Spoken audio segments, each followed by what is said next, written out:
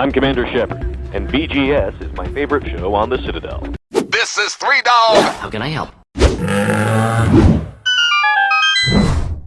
Andy Burkowski here for VGS. Take a quick break from your busy life. The news alerts that terrify you south of the border. What is that baboon going to do now? Let's take a break, talk about video games. Andy Burkowski here, joined by, the first time in a long time, a different crew today. We got a different setup. We haven't heard their voices since early January in some cases. We have Liam Brand and Professor Z here. Thank you guys for joining the program. VGS is least wanted in the house. That's it, man. What? Oh. I think he was being self-deprecating. I don't think he was insulting you. I take Liam? it as a direct insult. Yeah, it was just directed at me. Oh, okay. All right. That's good. So what's up, guys? What have you guys been playing? Anything? This should be a quick answer. Yeah, this should not be a difficult. What? I keep thinking of Ghost Recon because I enjoyed it so much. Yeah, we played the beta a couple weeks back. Other than that, beta. just 200 hours worth of Gwent. Gwent. Okay, Yeah, so for those that into Gwent too. we got a Gwent crew here. Let's talk about that for a second. It is the card game. Yes, indeed, we're cool folks. Made by CD Projekt Red, the team that made The Witcher 3. It's kind of cool because it's a kind of a permanent closed beta that's been going on for months. We've had the game for a really long time, and they are doing betas right because they're just trying to make it work as quickly as they can. It's a multiplayer only game, really. So they have to focus on that. But how would you describe it, Liam? Because you're more acclimated to these sort of Hearthstones and Yu-Gi-Ohs and the damn kids stuff. I would like to describe it as the ideal online card game, just basically for the reason that it's the only card game that's competitive and that is not a total money vacuum. Magic, Hearthstone, any of these, Yu-Gi-Oh will Who's spending money on Yu-Gi-Oh? Thousands of dollars. Who's spending thousands of dollars to go? Who's doing that? Uh-oh. Yeah. I think you can still apply to join the beta at this point. Can you? I don't know. But they said they're going to open the beta up within the month. Okay. Yeah. So yeah, we all really love Fanny. I've integrated that into my daily life. Like I come home and I'm like, all right, what's Tuesday? Oh yeah, that's a Skellige day. Okay, here's my Skellige day. Yeah. Man, we're some cool customers. What about you? We have friends. Are you doing anything, Liam? Are you playing any games or something? Yeah, I mean, making my way through the Mass Effect trilogy still in preparation for Andromeda. Oh, that key word. Into the second game now, well into it, and really, really enjoying it. I had an interesting revelation about the loyalty missions in the Mass Effect in Mass Effect 2. I guess you're gonna tell us. Yeah, if you'd be interested in hearing. I don't know. It's a funny little anecdote. I don't think so. All right, well, we'll move past it then. Just tell me. Okay, well, first I just thought the loyalty missions on this. were just favors you were doing for your teammates that would then make them be, just loyal to you. Like, I like you more now, so I'm going to, put in more effort during the suicide mission. Take me seriously. What I realized is that these loyalty missions are a lot of tying up loose ends and dealing with unfinished business that you've been meaning to get around to, essentially preparing your characters to accept death. Of course. That's really cool. I didn't realize that before. They're called loyalty missions. Yeah. It just implies that these are... They're loyal to the suicide mission. No, that's what the mission is, a suicide more mission. Being loyal to you because you're helping them out, and now they're going to help you out more. But is this your first time through the game? No. Okay. Okay. I thought that was a direct insult. It wasn't. Yeah. No. Well, I think the best example of that. I played it when I was a little bit less into games though. I think. Don't want to know that, Liam. I think that the great example of that is Samara's loyalty mission. I think she almost says, if we are going to die, I need to figure out my daughter because she's bad as hell. So speaking of Mass Effect, we'll do a quick tie-in. Today, as we do almost every week, we know we're big proponents of Mass Effect here. We've talked a lot to a lot of the writers in the last few weeks. And this week, we thought it'd be a good idea to go to the source. Mass Effect 1 and 2 was written by a man named Drew Karpyshyn over 12 years ago. He's a senior Bioware writer. He's back on the team. And we had a chance to talk to him about a lot of those themes, how were they developed, and how they came up with the idea of Mass Effect. It's kind of cool looking back because it's such a staple in gaming, but it's really interesting to see that at one point on a piece of paper they wrote down, oh yeah, we'll call these things Krogan, I guess. Or maybe these are Reapers, whatever that means. So it's really cool to go in the creation of things. And before that, of course, we need to dive into the latest and greatest, I want to say insult to gaming around the world. PewDiePie is in a bit more trouble for saying some pretty awful things.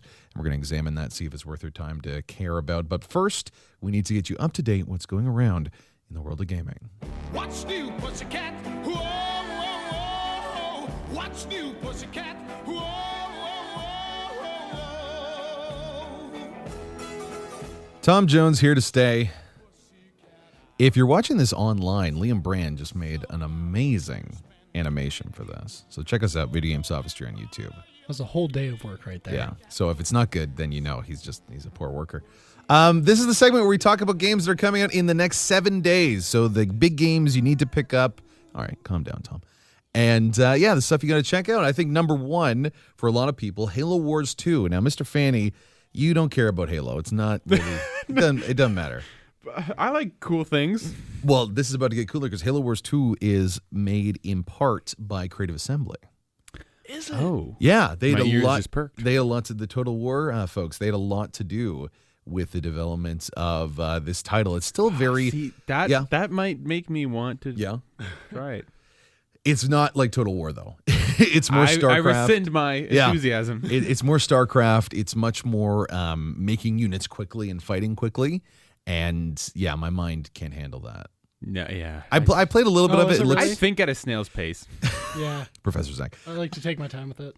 Well, apparently it's getting stellar reviews around the net. Like people are really liking it. I think it's got some high 8s and 9s. So that's pretty good for a game that's in the Halo universe. I think they're trying to compete a lot with the League of Legends and, of course, StarCraft, what they offer there. But that's coming out, of course, Xbox, and they have that connection where any Xbox game can be played on the PC as well. So that's pretty cool for an RTS. That's coming out February 21st. Liam Brand, what else we got? This was something that kind of caught my attention. I mean, I'm sure all of us here have spent countless hours at some point in our lives playing the Dynasty Warriors franchise. Always. Yeah, totally. Just endless hack. Wow, you're missing out. This guy does not know the strife of Dion Way, I gotta say. That was the Axe guy. I already hate it. Continue. Just a lot of endless hack and slashing, and there's a new game coming up called Berserk and the Band of Hawk, which is developed by the developers of and the game directors of the original Dynasty Warrior games, and it's taking place in the universe of the popular anime and manga Berserk. Apparently, Never heard of it. For fans of the Magna series. already no. Manga. Exactly. Magna. Exactly. Magma. A threat to all man. Let's talk about volcanoes. Continue, Liam. For fans of the series, it's going to the game's going to take place over the Golden Age arc and end in the Hawk of Millennium Empire arc. It looks. It sounds like looks you're making pretty up sweet. words. It sounds like you're making It looks up pretty words. sweet, but it's getting a lot of backlash from fans for not being gory enough because the original Berserk anime is just excessively like gory and a lot of disembodied limbs and whatnot, and the game does not feature enough of that apparently. When's it coming out? For what system? February 21st. It came out on PS3 in Japan, but now it's coming back for PS3, PS4, Vita, and I believe Vita? PC. Oh, Actually, man. sorry, maybe not Vita. Liam. I'm misinformed. All right, we got to take a quick break. Liam, Mr. Fake News himself. We're going to be back after this.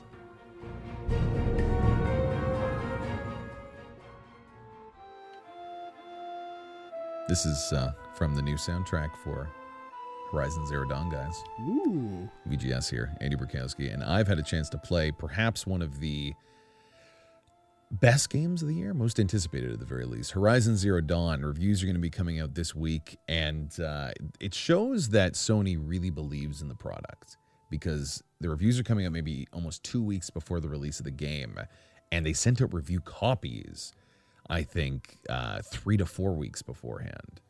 That's something that doesn't happen a lot. Of course, I'm joined by Professor Fanning, and Liam Brand, intern Brand. He's here. You guys excited for this title? I pre-ordered it, so yes. I don't have that kind of money, but Not living on that government money. yeah, That's Zach Fanning, a man. big professor income. No, but we're both. All of us are really excited for it. And I can't really say much beyond the fact that I did have an emotional experience. I cried. I should probably just say that in the first 10 to 15 minutes of the game. So it hits you hard right from the beginning. Oh, it's a good sign. Yeah, it's big though. It is really, really vast. So I think that's always a little intimidating. That you have to put away some time. That's to what I'll play be a game. doing instead of marking things. There you go, kids. Yeah. Sorry, you kids. all get A's. No, come on. B pluses. Speaking of B pluses, news of the week. This week in gaming.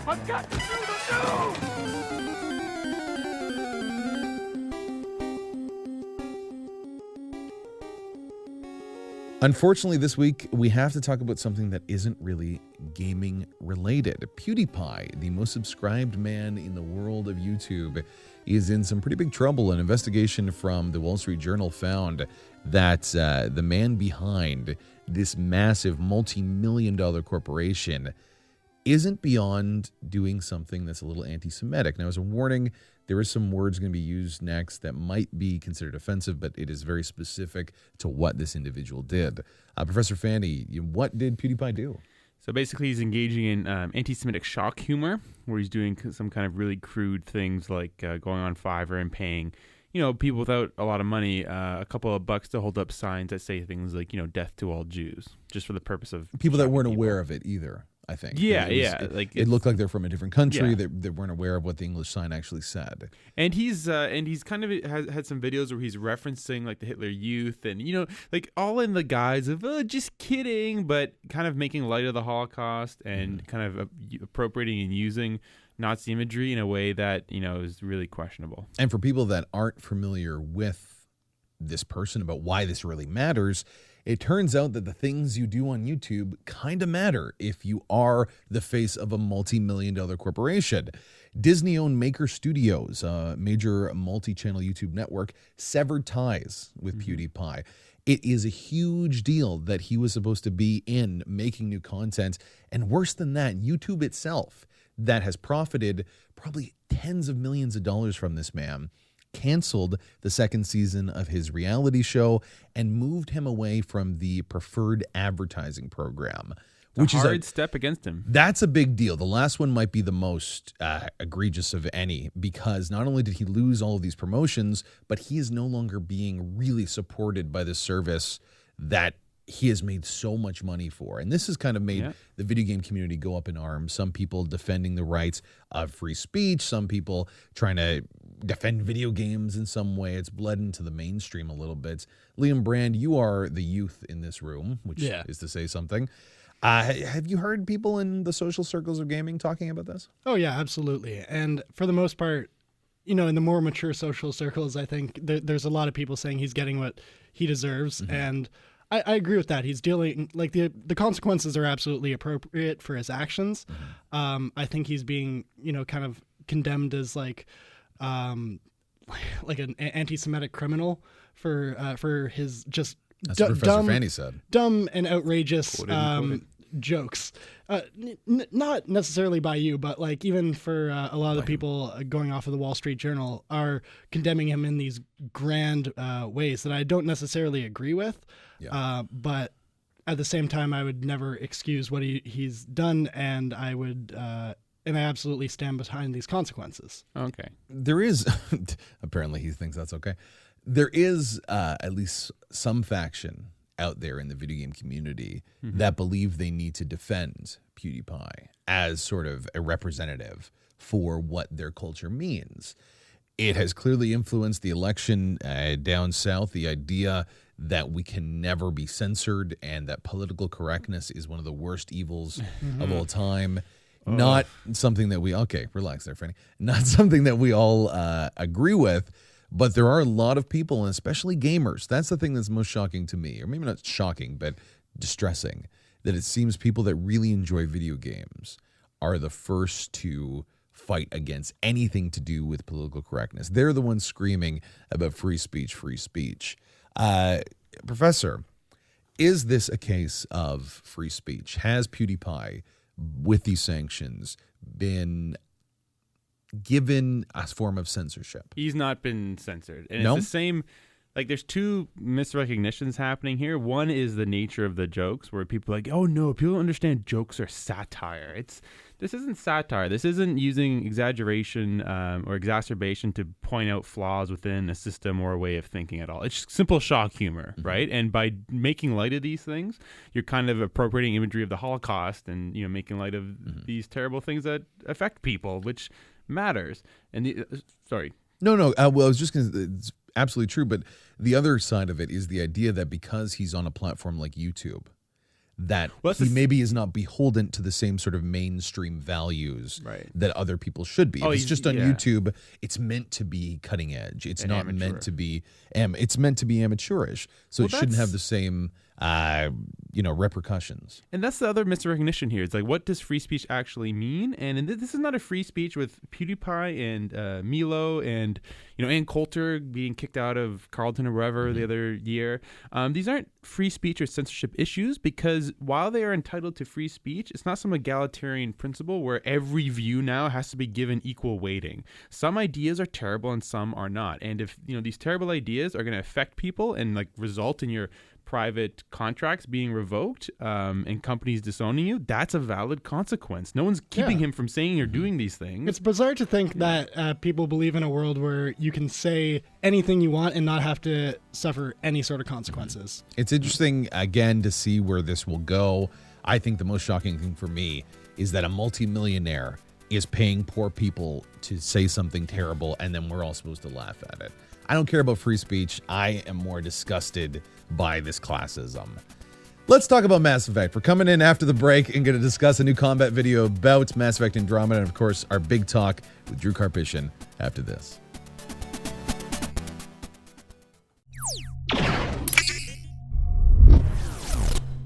It is the first time we have seen extended footage of what it's going to be like in the world of Mass Effect Andromeda. This week, we got to see a combat video.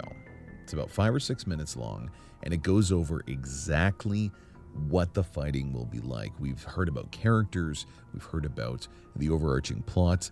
Now let's hear about what the fight for Andromeda is going to be. Of course, I'm joined by Professor Fanny and Liam Brand. We have went through a deep dive on this one. Oh, yes. Really, really have. So we've seen a lot of things that we like, a lot of things that maybe we don't like.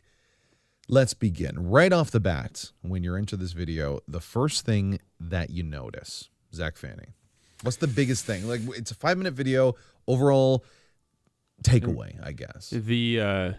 How polished the mechanics are. Like Mass Effect always felt a little bit mechanically clunky, and it's improved, from 1 to 3. But again, this feels like we're getting the full benefit of having a giant studio create this game. It feels smooth, fast. It seems intuitive.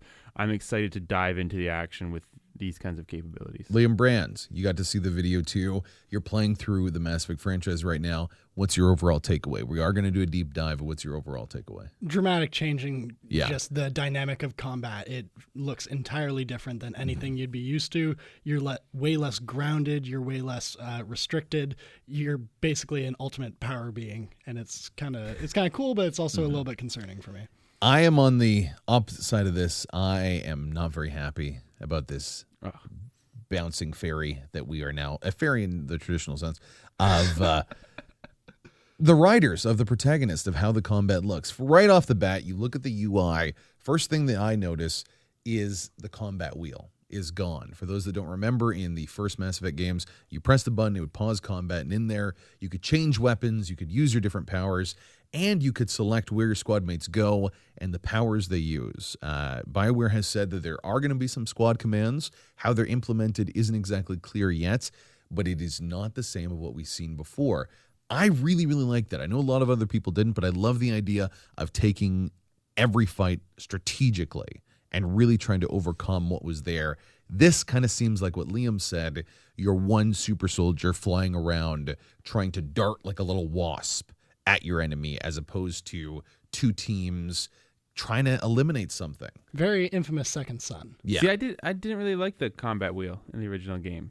And I liked how each game streamlined it more and more, because I loved being in the moment and having to rely on a biotic power, like while I was, while time was of the essence. Yeah. And breaking up the action with this pausing wheel doesn't really work. Like, it works for Dragon Age Inquisition and the Dragon Age games where you can have that kind of perspective.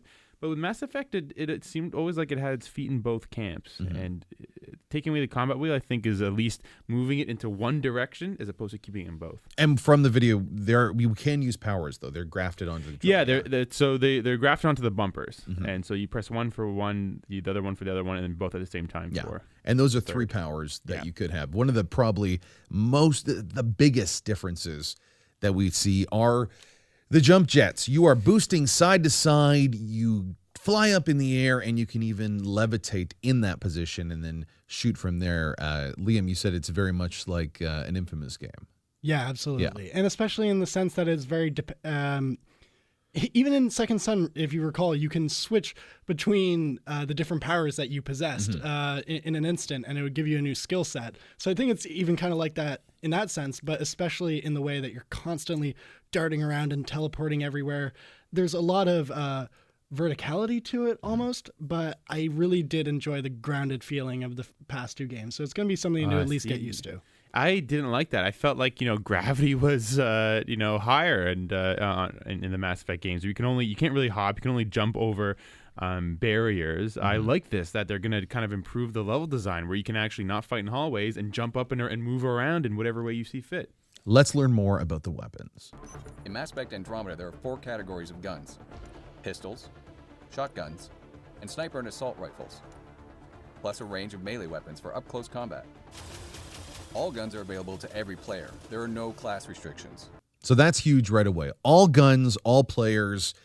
I can't really complain about that as much as I do want to be a biotic with a weapon that's a pistol. I can still do that. We got to see some of these weapons. We got the Carnifex. Carnifex, my favorite. That incredible pistol from the first game. We got the Locust. Hate it. Terrible pistol that no one liked.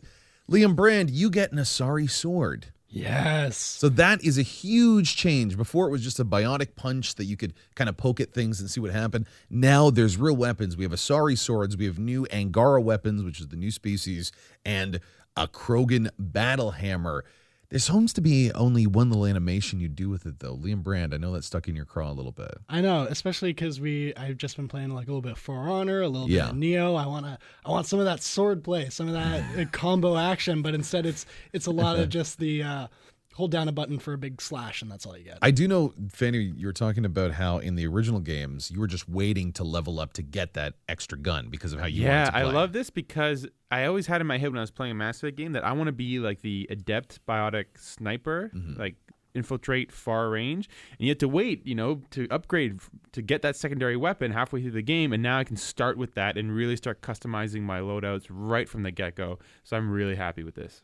Interestingly, too, the weapons themselves are connected to the narrative. We have Milky Way weapons, which are physical projectiles, what we're kind of used to. Revenant weapons, which don't really have ammo. They're more the laser beams from Mass Effect 2, and introduced a Helios cluster, I guess just that particular universe weapons, galaxy weapons, that are more heat-synced, plasma-based, a lot of customizability. So really, really cool. A huge range of things you can do. I don't see that getting boring anytime soon. Also, we have different skill classes. Now you don't have to choose one pathway. You can either be anything, really. You can be what you want, Fanny, like you said there. Oh, finally. You can connect all those things. Or if you want, you can be a little bit of both. So they are marginalized in 3 different ways. We have combat, we have tech, and we have biotics. From those upgrades, you then choose individual pathways and build them up, but those are not singular to one pathway. You want a specific biotic power, you can do that. You want a specific tech power, you can do that. Don't see any social upgrades just yet, though. That is my main concern. I want to know about it. I want some Alpha Protocol type, options and diversity. They got rid of Paragon and Renegade, so we're not restricted to A or B, good or bad. But this is an opportunity to develop your character's personality, to upgrade their charm or their intimidation or their bartering and stuff like that. Well, that's not to say it isn't there. We still have to see more, but it wasn't featured prominently. They didn't show it off. The things we did see, though, on the tech side was hacking, using the cryo to freeze, the fire to burn, invasion to go into some of the other enemies that were tech-based.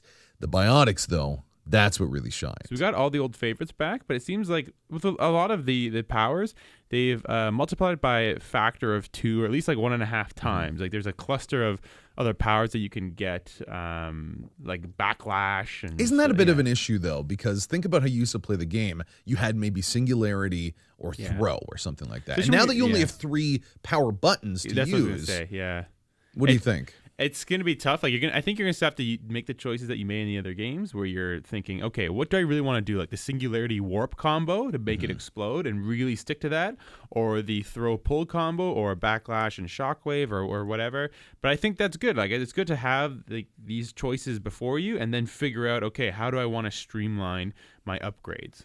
Overall, Liam Brand, what did you really like? What did you take away from this first look at our combat? We got to take a quick break soon, so very quickly. What did you think? Looks like a lot of fun. Looks very chaotic, action-packed. Could pay off or could kind of get stale after a little while. We'll see once we get our hands on the full game. Professor Fanning? I like the speed. I like the fluidity. I'm really excited to get these controls so naturalized that I just feel like I am a explorer with these abilities, jumping right into the middle of the action. And for me, I'm real trepidatious. I loved being a battle wizard, trying to figure out how to take advantage of one opportunity. This looks a lot like hopping and jumping in ways that I don't know if my slow thumbs can match, but it does look sharp. It looks like they know what they're doing. It might not be for me, though. We have to take a quick break. Be back after this.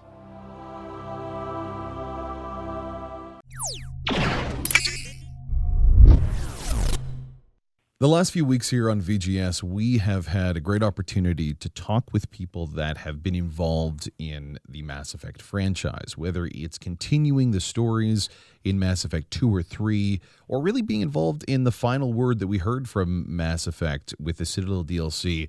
A lot of great talent and minds came together to finish off a series that we love so much. Today, we're going back to the beginning as much as we can. It's been, I think, this year, close to a decade since release, and I'm speaking with Drew Karpyshyn, senior writer at Bioware and the lead writer on the original Mass Effect. Drew, thank you so much for joining the program. Hey, I'm glad to be here. Thank you. How long ago was it when this first started ruminating, the idea of Mass Effect? Wow. It was a long time ago. Let me think here. So I believe Mass Effect came out in, was it 2007? I'm trying to remember here now. So, yeah. And we had been working on it probably for at least 2 years before that. Mm-hmm. And as part of the initial design team, I was one of the first people in, along with some of the other the lead artist and lead designer and project lead. So I've probably been working on this for, since 2005, maybe. Well, let's take us back to that moment in 2005, or when this was developed. Do you remember how this initial concept of Mass Effect, this idea, was brought to the team at BioWare? Yeah, so we had the team I was involved with were most of the same people who were involved with Star Wars Knights of the Old Republic. That was sort of our big project before Mass Effect. And we'd come off of that game, and we were looking to do our own unique science fiction property, our own intellectual property, our own universe that we could build in. We love the Star Wars universe, so we wanted to do our own thing. And we kind of decided we would sit down and think about all the science fiction things we love, books, movies, TV shows, and try to see if we could sort of get at what was the core about them that made us like them so much. And the team was mostly made up of people who had kind of grown up in what we call the golden age of movie sci-fi, which was sort of the 80s, with things like Alien and Aliens and Terminator franchise and Blade Runner. Those were movies that we all kind of had gravitated towards. So that was sort of a starting point for us. And then we took a look at other properties we really loved and realized there's, of course, the iconic things, Star Wars, Star Trek, and realized we wanted something that had, a diverse alien population. We kind of had to decide how far in the future we wanted it, how hard sci-fi we wanted to get, how, technically accurate, find the balances. So we basically spent, probably at least 6 months just sort of putting all the pieces together, trying to figure out what kind of universe we wanted to build and how we could sort of start layering things into it, layering in the different species and cultures, and how humanity would fit into this galactic culture. When you're looking back, and again, we're talking about 12 years ago when this was first brought to you guys, but you're going to develop this sci-fi story. There's different pieces that you were putting together. Were there any massive pieces at the beginning of Mass Effect that could have went one way that now that you look back, say, this is how the story could have went? It's kind of amazing 12 years later to look back. Is there any moments like that when you were developing this franchise into a way that might be unrecognizable to what we have currently? Well, I don't know if it's quite that way. More what we do is we try to figure out what our basic sort of our core fundamentals are, right? And we decided it would be humanity trying to find their place in the universe.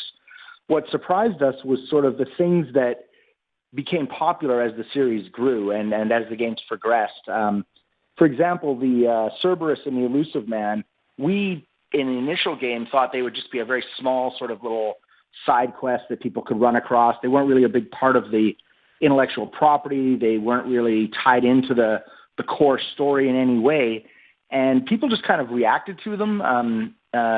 People kind of had a strong, I don't want to say identification with them because they do some dark stuff, but people were very interested in them. And we took that and sort of built on that and expanded that. The idea of the Genophage and the Solarian and Krogan and the history of them was, again, something we kind of put out there in bits and pieces. We didn't know if people would really be interested in that. It became something that people were extremely interested in, and sort of, we put more time into it for example, in the second game with different characters and sort of brought that story more to life. So what we were, I don't know if it was luck or talent or what, but what worked out well for us was we had a bunch of pieces we could sort of play with, and then when we saw which pieces people were interested in, we were able to sort of take them off in different directions. So there wasn't any point in the process where I felt like we radically changed course from where we started. Mm-hmm. It was more about developing what we had in ways we maybe didn't expect. I love to look at some of those core characters that became such just stand-in important characters to this franchise that you guys were invented and created. Tell me a little bit about, if you can recall, Liara T'Soni, because from what you told me, you had a lot to do with the creation of this character. It's one of the few characters in Mass Effect that cannot die no matter what your choices are, and that continued through 3 games. What can you tell us about Liara? Well, so as you mentioned, Liara was one of the characters that, especially for the first Mass Effect, I was the primary writer for her. And one of the interesting things about Liara was her species, of course, being one of the Asari, a very important species in the general, sort of the structure of galactic society. But what we wanted to do was, the Asari were sort of presented as these almost all-powerful, almost immortal by human terms, incredibly wise beings. And we wanted to sort of show you what a young, quote-unquote teenage version of them, of an Asari was. So I believe Liara, I'm trying to recall here, I think officially was somewhere around 106, something like that, which, of course, by human terms is incredibly old, but is quite innocent and, sort of an ingenue in Asari terms. We wanted to have someone like that. We wanted to make sure that it was a character that you could have a romantic relationship with. That was something we wanted to build into this character, and it is part of the Asari species. They're sort of known as a monogendered species that is able to take traits from other beings that they encounter with and transfer them onto their offspring. We like that as sort of a symbol of their idea of how the galaxy could work together. She's representative of this idea of everyone working together, taking the best parts from every species to make a greater whole. These are some of the sort of the basics we worked with. And then we got the idea that she was also sort of, infatuated with the Protheans, this ancient race, and it was a good way to bring them into the story. So, we had a lot of things we wanted to do with her. But for me, the key was always just sort of making her, I guess innocent is the word, but I don't want to say immature because that's not right. But, she's very just sort of inexperienced in the world. She's sort of learning a lot. So she's a good contrast to what the Asari were, most of the other Asari you'd run into were. When you think back at the process that you had to develop and create characters up to 12 years ago, when you're creating a character like Liara, just for those that maybe are burgeoning writers that want to know the special sauce of Bioware character creation, what helped you create a character like Liara, a bit of that process? Oh, that's a good question. It's always hard to sort of, put out what the magic ingredient is. Yeah. I think, for me, what I think the key is, and one of the things we've really embraced at Bioware, the idea is iteration. So you will, come up with a sort of a very, feels almost familiar. We call them archetypes. A character you may have seen before, someone that this will remind you of in some way. Beautiful, brilliant alien scientists. We didn't invent that. This is our homage to Captain Kirk and his exploits across the world, across the universe. We wanted to capture that image, but then we want to put our own spin on it. And at Bioware, what we constantly do is just iterate. We get, you put out some ideas and you get feedback from the rest of the team. People tell you what they like, what they don't like, what works, what maybe isn't working right. And you just keep polishing it until you really have something unique and something that works on all levels. And once you have that as your foundation, you're able to build on it. So I think for us, it's not inspiration, it's perspiration, right? That's a very hackneyed quote, but there's so much to it. It's all about the amount of time and effort you put into it. And if you just keep working at it, eventually things start to click. I wish there was something, you just wake up one night and go, boom, I have it. But it never seems to work that way. Do you remember it starting to click with the character of Liara? That's who we're focusing on right now in terms of that development. It is so long ago, and you've made so many other characters since then. But through that Bioware process, do you remember when this really started to go from that archetype that you talked about before to what we eventually will see on the screen? Yeah, I think for me, one of the things that that for me helped Liara, made her unique in my mind, was when we came up with the idea that she was the Asari, as I said, were sort of known for mating with other species and taking elements of that species. And Liara was a contrast to that. Both her parents were Asari, and she was what they call a pureblood, which in their society is sort of shameful. It's a shameful thing, right? Which we found was an interesting sort of, twist on sort of traditional views, of what the pureblood term is usually used as someone who has, got good genes and has been around. And we wanted to twist that and sort of say, maybe being a pureblood is a bad thing. And that's how her society saw it. So once we came up with her, I don't want to say her guilt, but I don't want to say it's her flaw either, but the thing that made her seem flawed to the rest of her own people, what was her perceived weakness? That was sort of what made the character start to come together in my mind, because you need flaws in characters, and whether they are, actually flaws or not, but you need something that is, something they struggle with. And for her, that was her struggle. And once you find that, it becomes a lot easier to sort of wrap your head around the rest of the character. When you look at where this character eventually went, because you were involved with, of course, Mass Effect 1, Mass Effect 2, but not the completion of that kind of arc that was developed. What do you think about how the story ended for Liara, from what you do recall? It's an interesting thing with the Mass Effect series, because I did step away to work on various other things, and I left at the end of near the end of Mass Effect 2, and it wasn't an easy decision, but I knew I was leaving it in the hands of a very capable team. So I have to be very careful not to look at it and with jaded eyes, like, that was my baby and it was taken away from, like, that's not what happened by any means. So I kind of had to know going in, things might go in directions I didn't expect, or maybe things I wasn't aware of, which is fine. That's part of the development of a character and the growth of the character, not just through the games, but through some of the other material. I believe Liara's featured quite prominently in some of the graphic novels, and they wanted to sort of expand on who she was, which made sense. She was a very young character. So, I was a little bit surprised by some of the things. I was interested in them, but I don't ever regret any of them, or I didn't feel like any of them were a betrayal of who she was or what she stood for.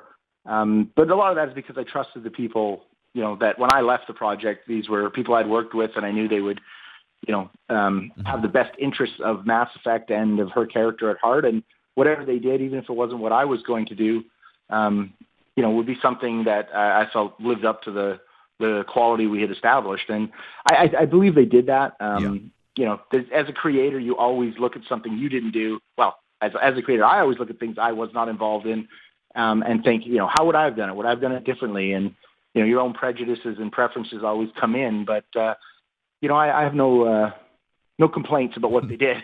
Does that extend to the general direction of Mass Effect? So I remember we spoke many years ago, and there was a lot of concepts on the cutting room floor so many years ago, decades ago, over a decade ago, about where Mass Effect would go and how it would end. If I recall, it had a lot to do with dark matter, just these ideas that were developed. Do you remember that and that whole conversation? Yeah, I mean, we had, we'd always imagined Mass Effect as a trilogy, and we had a lot of pieces in place. And as I said, with the Cerberus stuff, we didn't know which pieces would come to the fore. So there is, as you said, stuff left on the cutting room floor. The end of Mass Effect 3, I know that some people had some issues with it. I mean, I don't want to say people were wrong with their opinions. Everyone's entitled to their opinion. I think people tended to overreact a little bit to it. But I don't think that's a bad thing. I think that's a sign that people were very invested in the series, and maybe it didn't quite end the way they had hoped for. But I don't think people wouldn't get upset if it wasn't something they loved. So in a weird way, maybe it's a good thing that people reacted strongly. But for me, I really think that what the team did with Mass Effect 3 as a whole, if you look at that game, it's a really strong game. And I think anyone who plays it, you get dozens and dozens and dozens of hours of excellent entertainment with some amazing stuff. Maybe some people, it didn't end quite the way they wanted, but I don't think you should let that sort of, that doesn't take away everything that came beforehand. Sure. And that's kind of where I am. And again, I don't know what ending I would have done. I don't know, we might have ended in the same place. We might have ended somewhere different. It's very easy to sit on the sidelines and say, I would have done this different after the fact, but you never know working on a project, what's going to happen. And I think the team actually put together a very solid ending game. I feel Mass Effect 3 was a worthy successor in the trilogy. And I think people are going to be very impressed with, I'm not really supposed to talk about Andromeda, but I think people are going to be very impressed with Andromeda when it comes out. We're not really supposed to talk about projects that haven't been released yet. No, I've spoken to a couple of writers, and all of them have made that abundantly clear from Bioware that it's really great, but they cannot say another syllable beyond that. Yeah, so I have to be careful with that, but I think because of where Mass Effect 3 was, I think they were able to do some very interesting things with Andromeda. Awesome. So let's jump back now to Mass Effect 1 and the development of those characters. We talked about Liara. It's always interesting when you're dealing with new species in a sci-fi world to try to find out whether or not they're going to be hits or misses. And I think of a character that is such a hit that has resonated with fans. And there's so many, so you don't even know where I'm going right now. But I think that the creation of Rex and the Krogans and that kind of character archetype that you built off of looks so alien, looks so animal, but has really resonated with fans. Is what people are looking forward to in Andromeda, the Krogan characters. I know you weren't directly involved with everything that had to do with the development of Rex, but do you remember when you were kind of spitballing those sort of characters and that process a bit of how Krogans were born? Yeah, again, I think we wanted, for gameplay purposes, we wanted, the quote-unquote tank, right? We wanted your giant henchman that, could take a huge amount of punishment and was the muscle. So that was sort of a starting point. And the concept art, they had a lot of different ideas, and the one they finally settled on, which became the Krogan, was amazing. I think that's a big part of it. They have a really cool look to them. And then we started trying to sort of take their concept art and fill out a culture and a species and, make them more than just mindless killing machines. I think, again, like I said with Liara, the key was finding her quote-unquote flaw. Once we sort of zeroed in on the Krogan genophage and the idea that they were being sort of, bred out of existence through horrific applications of science, it made them sort of a more tragic species, so they became easier to understand as opposed to just being these mindless, warlike, monsters. And I think that was one of the keys of understanding Krogans as a whole. And then Rex became your glimpse into that deeper world. He's not going to sit down and have tea with you and have a deep philosophical conversation, but you get some surprising wisdom out of him throughout the game, and you learn a lot more about his people and why they are like they are. And I think that was a huge part of coming to understand them, was the combination of that art and then the identification of like, what is their flaw, what is their struggle, what is the cross they have to bear. And once you get that, again, once you sort of understand the struggle and the pain of a character, it's a lot easier to build on that character. It's so interesting because we mentioned this beforehand, that what we know is this character is built off of something that's so tenuous of just an art style. You guys really like that the Krogan look this way, and it really informed where the story was going. It is so long ago, and I know it's difficult to remember, but it's going to be a common theme here. Were there any other pieces of art or different directions that maybe the iconic group of the Krogans could have went another way looking back so far back? Yeah, I'm trying to remember. It's hard for me to even remember what actually got into the game and what didn't. Yeah. There was a little piece of concept art at one point. We called it jokingly the Master Blaster. It was a sort of a larger, brutish-looking alien with a tiny alien sort of riding on his back. And I believe they sort of were an ambient that was on the Citadel maybe. I can't remember for sure. But that concept was something that we were like, oh, this is interesting. Maybe they're like a symbiote type species where you have the muscle and the brain. And we played around with that a little bit, but it didn't quite click for us.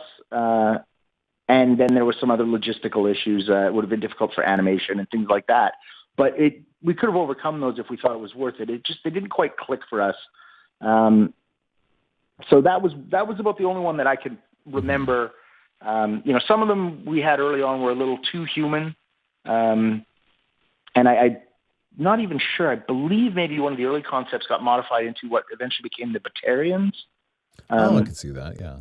Which, but again, now I will say this: it's possible I'm conflating memories because it's all a jumble in my deep dark past, and there's a chance I'm going to say something that maybe isn't 100% accurate. I don't want to be. Don't worry about it. I don't want to be that guy, but as best I can remember, I think those were sort of two of the concepts that could have been. Mm-hmm.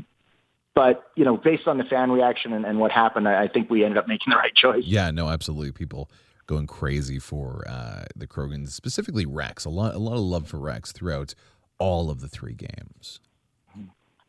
So when we're going ahead and kind of looking at some of the other characters that were developed in the original Mass Effect, you also had a lot to do with Saren, our big bad guy in this world. Did you know very early on that he would essentially be another tragic figure, kind of a puppet for this greater, more ominous threat? Or was there any version of Mass Effect where it was just 1-to-1, Saren's the bad guy, there's reasons he's the bad guy, and we got to kill him? It's interesting with Saren because we kind of knew early on that he was going to be this, as you said, a tragic figure, a puppet figure. It kind of had to go in with the core idea of the Reapers in our storyline. But I wanted that to come across. I think it does, especially if anyone played the what we call sort of the surprise ending, where you could actually convince him to take himself out as a way to sort of break free of the Reaper control in the very final boss battle. I always thought that was an amazing moment. But I did also want to make it clear that he wasn't, some innocent victim, which was something I got to explore a lot more in the first Mass Effect novel, Revelation, which actually ended up coming out before the game, even though I started working on it much later, because that was sort of the history of Saren, and you got to see who he was before he became the character in the games, and he was a Spectre. He was a force for quote unquote law and order, but he had some pretty brutal methods. You saw he was never what you would call a nice character. He always had sort of a violent streak, a dark streak. He was never a huge fan of humanity in general. So it wasn't like he was just randomly plucked. There's sort of, justification for why he ended up becoming what he became beyond just the Reapers controlling him. So I always kind of liked sort of to see both sides of him in that way.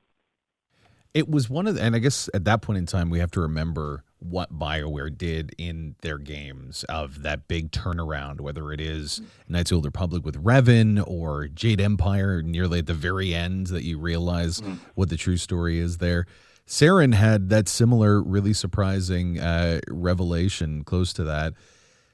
When you're looking back at the creation of Saren and just kind of developing that surprise twist from a story perspective, what are your methods to make sure the surprise isn't given away too early? Because it seems like for games, you really have to be on a knife edge because so many different people could play it so many different ways. Mm-hmm. It's an interesting thing.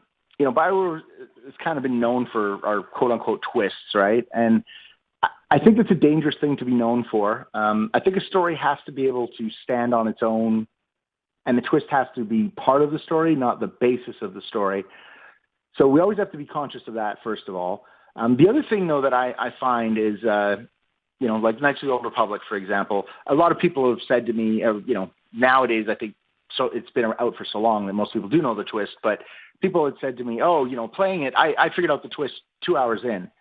And I'm like, good, because if nobody figured out the twist until it happened, nobody had any clue that something else was going on, then you didn't really telegraph it right. You didn't foreshadow it right. You didn't lay the groundwork. And then it just becomes pulling the rug out from the audience, which isn't fair. I think you have to be fair. So I always feel like even if you don't know the exact twist, you should know there's more going on than what you see. At least a portion of your audience should pick up on that. Games, it's difficult because the focus of the audience is split between the story and the gameplay. So we have to be a little bit more explicit. Movies and books and TV can be a little more subtle because the audience has one job, and that's to watch. Mm-hmm. In a game, the audience has multiple jobs. You have to watch, and you have to, fight your enemies, and you have to traverse the terrain and get your gear. And so we do have to be a little bit more explicit with how we, sort of present the clues and lay things out, which is why anytime, we would tell somebody a summary of any of our games, they would go, oh, well, the twist is obvious. I'm like, yeah, but that's because you're focusing only on one thing. Well, we tell you the summary. You're not focusing on 100 different things like most players will be. But, it's something that I think is a difficult line to walk. You want to give enough information that people feel, surprised but not cheated when they find out the truth. Yeah. And you want to also have it be something that the story is good even without that. You don't need the twists. You don't have to wait until the twist before the story becomes interesting because by that point you've lost your audience. You have to engage them much before that. So we've spent some time talking about Liara, the creation of that, the bad guy, of course, Saren, and the love for Krogans. I would be remiss if I didn't ask when you guys came up with, or rather how you guys came up with the concepts that led to your best friend in the galaxy playing the games through 1 to 3, Garrus Vakarian, people just adoring this character and really, really sticking with it. And kind of surprising when you look at the character model, if you think about it, this bird-like creature that people are just swooning over so much that you had to have romance options in Mass Effect 2 for it. What's the creation of Garrus? Can you take us back to that? So I'm just going to say, the romance thing caught me completely off guard with Garrus. Yeah. I was like, what? But, I think that's a testament to how well Garrus was written as a character. And also, I'll be honest, I think the voice actor did an amazing job. I believe his name was Brandon Keener, if I remember right. Mr. But Keener. he did an amazing job too. I think that's a large part of the appeal. He's got a really cool voice. So between that and the writing, I think that's part of where the romance thing came from. But for us, Garrus was really, we wanted to show him as sort of a contrast to the main villain, which I think also helped set him up. They're both Turians. They share a lot of common culture, but they kind of came at it from different ways. Saren was, very much against humanity and humans and, did not sort of want to see them succeed. Garrus maybe shared some of that, but he had to elevate himself above that. He had to, sort of represent the best of what Turians can be. And I think part of that, because he is working so hard to represent these ideals, he's a normal, flawed character, but he's struggling to be so much more. In the first Mass Effect, I think that was part of the attraction. And then in the second Mass Effect, of course, he kind of went, down a sort of a different path, but he always had that sort of that honorable, sort of driving motivation, right? A motivation that almost felt like he was always working towards something bigger than himself. And you got the idea that he would, sacrifice himself for a greater cause. And I think that's something that's very appealing about a character like that. Someone who is willing to sacrifice himself for a noble, worthy cause that, goes beyond their own personal beliefs and feelings. I think that's part of what made him so attractive to so many of the fans of the game. It really is a knife's edge between making that character that, like you said, is honorable and sacrificial, and making that character want these things and have these things important to him, but being just insufferable to play with. I can think of so many games where the White Knight character was just a difficult one to have consistently in your party. If you remember the development, a little bit of Garrus, you talked about it there. Was that ever a concern of, pushing this a little too hard? And how did you give him his dark side, I guess? I think the key was, and again, I seem to keep coming back to this, but it's partly because of it's a common thing, is, we wanted to make sure that, again, he wasn't perfect. He wasn't a perfect character, right? He aspires to be a lot of these things, but, he was not the perfect paragon. Paragon might not be the right word with our paragon running, but he was not the perfect ideal that he wanted to become, right? And I think that's very clear when you talk to him. And he realizes it's a process, and he's not perfect. He doesn't expect anyone else to be perfect, and he wants to get you in the right direction, and he wants to do the right thing. But he doesn't. I think he doesn't chide the player is a big part of that. He doesn't look down on the player. He doesn't look down on others for their failings, because he's well aware of his own failings. He's well aware of his own times he's come up short of this perfect ideal. So I think you see him more as a sympathetic character who's in the same kind of role you are. You're trying to become better and trying to improve, as opposed to someone who feels above you and looks down on you. And I think that's what happens with sometimes in these, as you said, these sort of characters who become insufferable. It's because they feel they are better than you, and you pick up on that. And, if you want a character to be insufferable, there's sometimes reasons for that.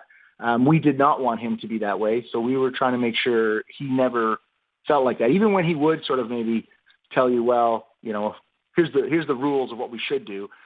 It was really more about you helping him come to grips with how to do things, which I think people like. You could change his character in some ways and sort of guide him down a path that sort of extrapolated became the path that led him down to the Archangel character in Mass Effect 2.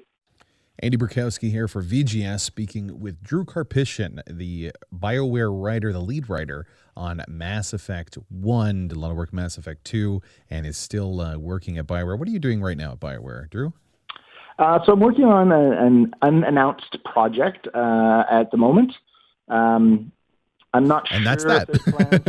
Yeah, I'm not sure if there's plans to announce that anytime soon. But I've also been doing my own stuff, some novels, a Chaosborn fantasy series. I've been working on that for a few years, so I'd stepped away from BioWare for a couple of years. I came back about 18 months ago, I think, working on the Star Wars Old Republic online game. A lot of the new material for that. I helped write some of that. And then, like I said, I I'll just you haven't asked, but I'll answer it. I did not work on Andromeda. There was already a team there, and they were doing a great job, and I don't think they needed my help at all. But I know a lot of people are curious. I get to ask that quite a bit. So I did not work on Andromeda, which means I am, seeing it through the eyes of a fan, which is kind of interesting, as opposed to seeing it through the eyes of a creator. Of course. But right now I'm back at Bioware, still doing some of my own novels, but I am also working on this project that may or may not be announced sometime in the near future. I don't know. I honestly don't. Interesting. What I'm just thinking of Knights of the Old Republic to switch it a little bit, the online game that had those big DLCs that really changed everything the last 12, 18 months. Is that, you said you were developed in a part of that process? Yeah, so the Knights of the Eternal Throne and Knights of the Fallen Empire expansions were, I assume that's what you're talking about, the big expansions for the Star Wars: The Old Republic.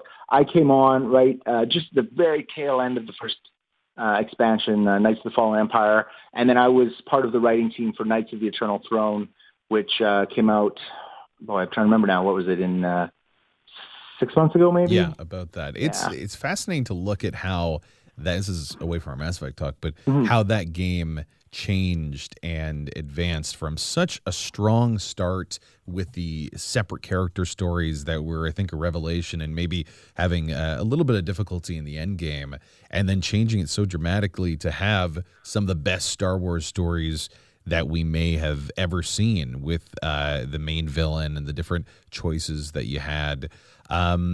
Just in terms of that process of developing and adapting with Star Wars, again, I know you have a lot of history working on Star Wars. Was it very freeing to kind of take something and create something completely new? You weren't really beholden to the source material beforehand, and you got to, write Star Wars again. Yeah, it was pretty fun, and I've been quite lucky in most of my work in the Star Wars universe. I am sort of doing these fresh starts or working in, everything I do is pretty much in the Old Republic, which isn't as crowded as some of the other time frames, even with the sort of cleanup by Disney. There's still a lot going on in the time frame of the movies. So, I've always been lucky to paint on sort of a more empty canvas in the Star Wars universe. And with the Old Republic games, it was nice to sort of take a few characters that people had gotten to know and use them as sort of our anchor points, and then tell a story that was completely new and very different than, I think, just about anything else in the Star Wars universe. I think if people haven't played the Knights of the Fallen Empire and Knights of the Eternal Throne expansions, they really should. As you said, I think there's some amazing story stuff in there. It's a really interesting sort of take on Star Wars that is pretty unique. I don't think you'll see a lot of other stuff like it. So, it was a lot of fun. Yeah, I really enjoy it. And I do love the Star Wars universe. It's a great universe to work in. And, of course, there's an enormous fan base. So, of course, there's always nice to be part of that as well. All right, let's head back to Mass Effect. We talked more about its development and the original ideas that came about in those early months of making the game. Do you remember either a meeting or just a moment where the word Reapers was put on the page or put in an email and saying, these are going to be the bad guys, this is kind of what they're looking like? Because it's a very unique perspective that might be building on some character archetypes, like you said previously. But I would love to know when it was kind of settled. You said before it's about persistence. Was there kind of a direction that was going? Yeah, we realized fairly early on that we wanted sort of I'm trying to think of ways to describe it, but like an ancient elder race, or, your Cthulhu type elder god, something that was epically beyond what, humanity and the rest of the alien species were or could even grasp. And I believe it was Casey Hudson, who was the project director, was at the time, there still is a lot of interest in AI and, the potential for AI to, surpass the organic creatures that create it and become something so alien and so superior to us that we can't even understand them. We would be as insects to their gods. And we kind of took that idea and applied it to our, this idea of having ancient elder gods, and said, well, what if these elder gods were actually ancient AIs? And then, again, the concept art, Derek Watts and his team were amazing with concept art, and they came up with this idea of, the Reapers, these gigantic ships that, in a way sort of look very insect-like on their own. If you kind of see them, they've got sort of that vibe of, insect-like, which to me was a nice inversion of the trope, as we are insects to them, but they're the ones, we look at them and think, oh, it looks like an insect. So I always found that was kind of a nice little reversal there. So it was pretty early on that we had the idea of this. The name Reaper took a long time to come sort of to get locked down. But as far as having an elder entity, this terrifying thing from the ancient past that has come back, that was always going to be a core pretty early on, a core part of the game. And then, how we actually introduced that was sort of where the hard work comes in. That's all the details and, how you present that and how you foreshadow it and how you make it fit with the galactic community that we had established. Well, again, thank you so much, Drew Karpyshyn, senior writer at Bioware, for taking the time talking about the characters that he helped develop. Their stories are now finishing. They're done. New stories are beginning in the Mass Effect universe with Mass Effect Andromeda.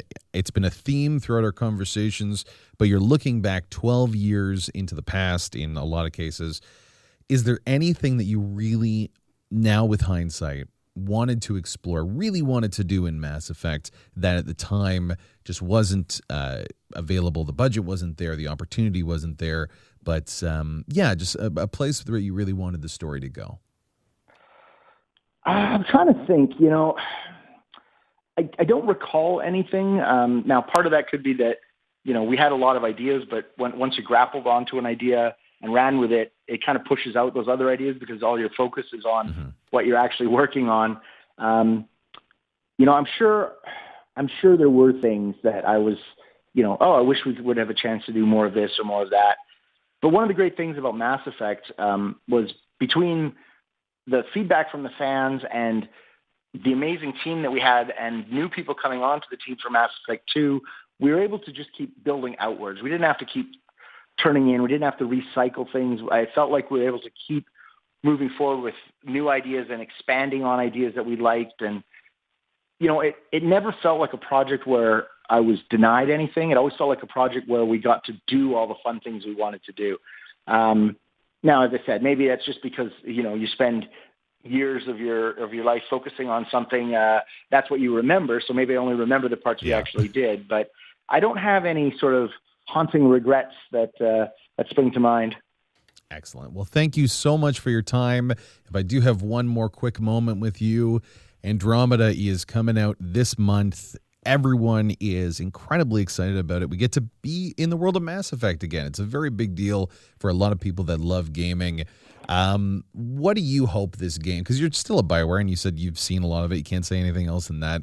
What do you hope this game will provide for the fans?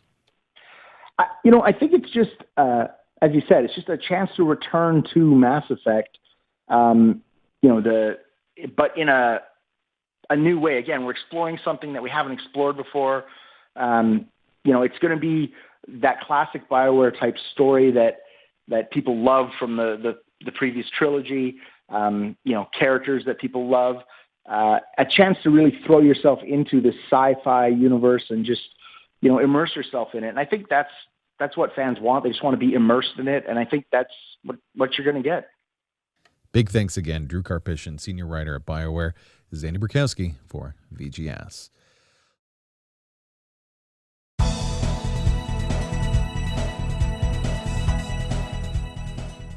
A huge thank you to Drew Karpyshyn for again joining the program, and really the whole team at Bioware. They don't need to talk to us, but they do. Coming up in the next few weeks, of course, we're going to be talking about Horizon Zero Dawn. I can't mention anything about it yet, but it's an incredible title. Liam Brand is working really hard on the online stuff. If they want to see it, where should they go? They should definitely head on over to YouTube at Video Game Sophistry. We got a whole lot of good content out there. Why are you saying it like that? Because we're plugging it shamelessly. Okay. And Zach, All right, so this week we've had a lot of fun. Big shout out to PewDiePie and his work to destroy the world. We'll be here next week. Bye from VGS.